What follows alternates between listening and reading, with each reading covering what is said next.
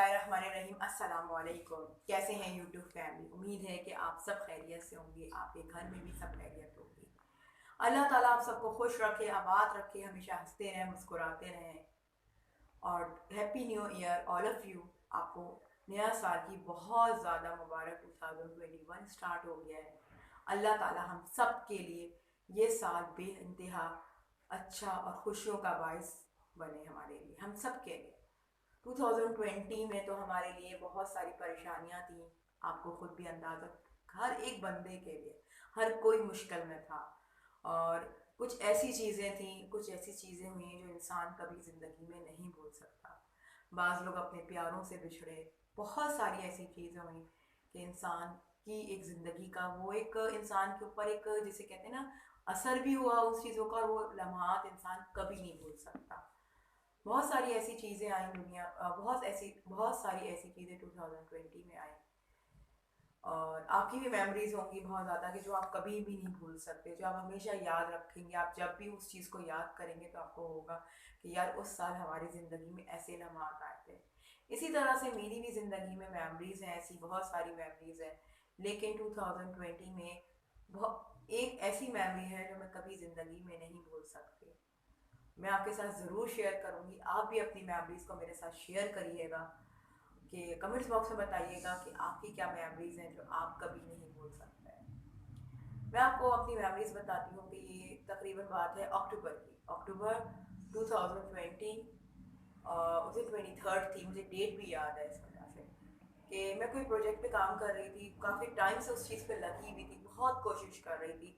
और उसमें यह था कि उसमें आपके 12th मंथ पूरे होने के थे कि आपने वो प्रोजेक्ट को 12th मंथ में पूरा करना था। इसके बाद ये हुआ कि आपने जो क्या कहते हैं उसमें मैं कोशिश करती रही, लगी रही, उसमें करती रही। तो इत्तेफाक से वो चीज़ मैंने काम कर लिया, फिर मैंने उसको सबमिट करवा दिया। वो समझो एक प्रोजेक्ट की तरह ही था, एक प्रोजेक्ट ही था वो। जब मैंने उसको सबमिट करवा दिया, इत्तेफाक से ऐसा हुआ कि वो प्रोजेक्ट की नेगेटिव आ गई, मतलब ये कि आपका वो प्रोजेक्ट कैंसिल हो गया।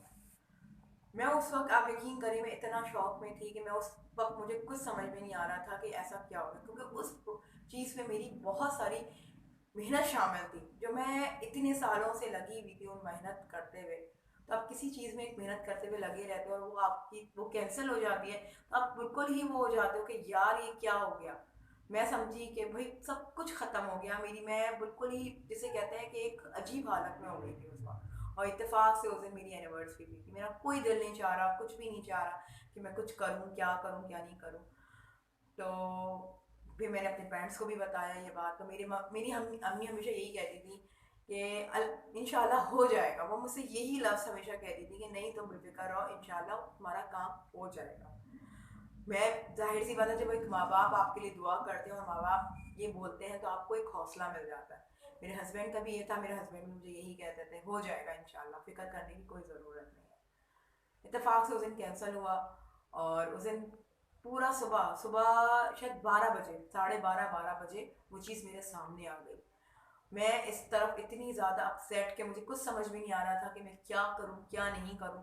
खैर मैं दिन भर अपसेट रही, ऐसे बच्चों की तरह रोती भी रही, और ये वो भी। मेरे हस्बैंड ने भी मुझे हौसला दिया कि नहीं आप नहीं रो, शायद क्या है, नहीं अल्लाह ताला अच्छा करने वाला है। ये मेरे माँ बाप को भी पता चला।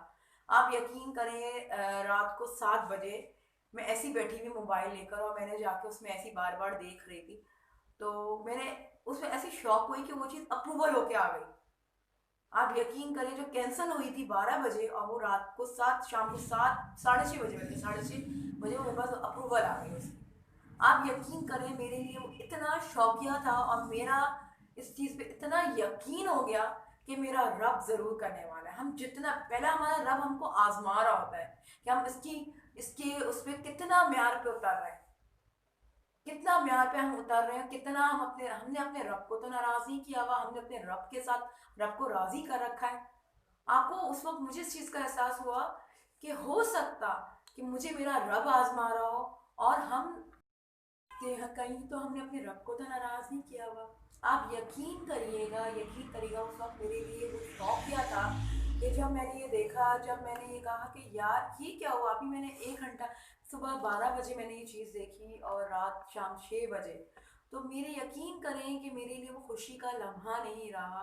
मैं तमाम वो सारी चीज़ें भूल गई और मैं अल्लाह का जितना शुक्र अदा करूँ कम है कि मेरे रब ने मुझको उस मौका उस तरह से मेरी प्रॉब्लम सॉल्व कर दी।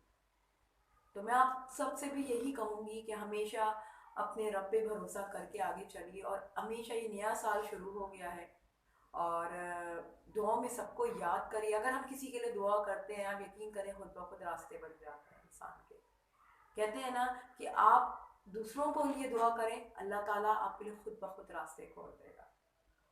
मुझे मैं आप सबका बहुत शुक्रगुजार हूँ कि आप लोगों ने 2020 में मुझे बेहद प्यार दिया, बेहद मुझे सपोर्ट किया।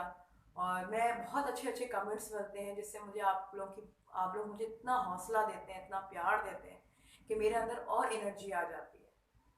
तो आप लोगों को सबका बहुत बहुत शुक्रिया, बहुत ज़्यादा शुक्रिया। और अपने कमेंट्स बॉक्स में ज़रूर बताइएगा कि आप लोगों की क्या मेमोरीज़ है जो आप लोग कभी नहीं भूल सकते। और मुझको दुआओं में याद रखिएगा। अल्लाह ताला से आप सबके लिए दुआ है कि अल्लाह ताला आप सबको हमेशा खुश रखे, आबाद रखे। 2020 में अल्लाह ताला आप सबकी तमाम दिली जायज़ दुआओं को कबूल करे। Happy new year you all of you 2021। You all of you take care. Allah हाफ़िज़।